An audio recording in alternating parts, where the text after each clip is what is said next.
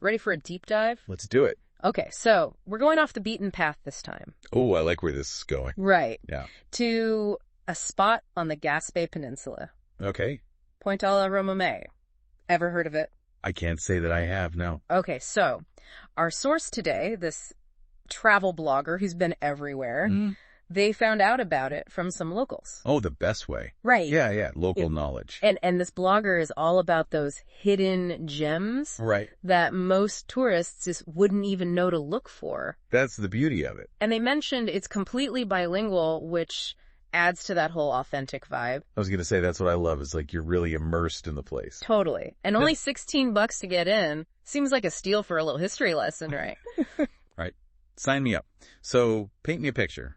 What are we looking at here? Okay, so picture this rugged coastline, waves crashing against these dramatic cliffs. Ooh, I like it already. And in the distance, this vast expanse of the Gulf of St. Lawrence. Wow, that sounds incredible. Just breathtaking scenery. Yeah, the blogger talks about standing on those cliffs, feeling the wind, spotting birds, seals, you name it. I bet. You can practically taste the salt air just hearing you describe it. And that feeling of being at the edge of something immense, it just adds this whole other layer to the experience. Absolutely. It's like you're stepping back in time. But there's got to be more to it than just the scenery, right? Oh, there's way more to it. This place, Pointe-à-la-Renommée, it played a pivotal role in, get this, a technological revolution. A technological revolution?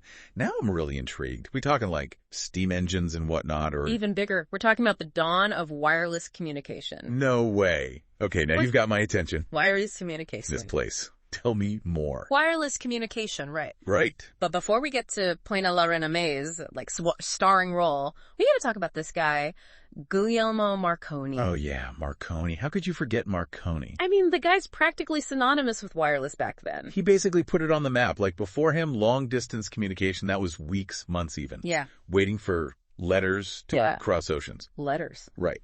Snail mail.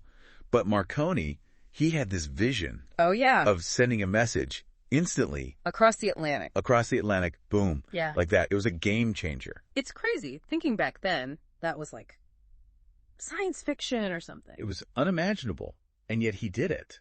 And Pointe-à-la-Renommée, this little place we're talking about, it played a part in all that. That's what I think is so fascinating. Like, he does that first transatlantic transmission. 1901. Which is, okay, huge deal, right? But then it's like he's thinking even bigger, like worldwide network, big. Oh, absolutely. He understood the power of this technology, and that meant strategic placement. That's where Pointe-à-la-Renommée comes in. Because... Think about it. Remote outpost, unobstructed access to the Atlantic, perfect for transmitting those early signals. Ah, that makes sense. Plus, I'm imagining having that lighthouse already there. Oh, yeah. Built-in infrastructure. Must have made things a little easier for setting up shop. Definitely.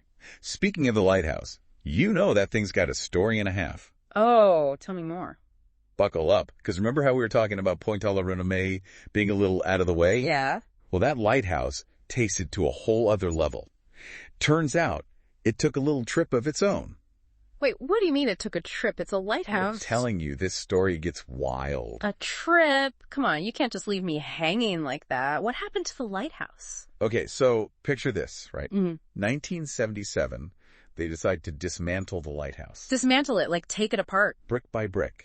And they move it to Quebec City. To Quebec City? Why? Yeah. That makes no sense. Right. You'd think a lighthouse belongs by the sea, but yeah, almost 2 decades landlocked in Quebec City. Wow, that's like the opposite of where it should be. So it just sat there. Pretty much. Can you imagine? This beacon of progress, kind of abandoned, its story silenced. But thankfully, some people weren't about to let that happen. Okay, so who are these heroes? A group of women, actually. Claudette Efflavoie, Monique Moison, and Estelle Meuse. Local women. Yeah, they knew the lighthouse was more than just like a structure. It was a part of their history, their community. So they fought to bring it back. They did. Imagine the dedication, the effort to make that happen. And it worked. 1997, after 20 years, the lighthouse came home to Pointe-à-la-Renommée. Wow. Talk about a victory. So now people can visit the lighthouse, stand in that same spot where those operators were sending those messages across the ocean. Exactly. It's this tangible link to a moment that changed everything. Makes you wonder what other stories are still out there, right? Hidden in plain sight. It really makes you think. Just goes to show, sometimes the most fascinating journeys are right under our noses. You just gotta know where to look.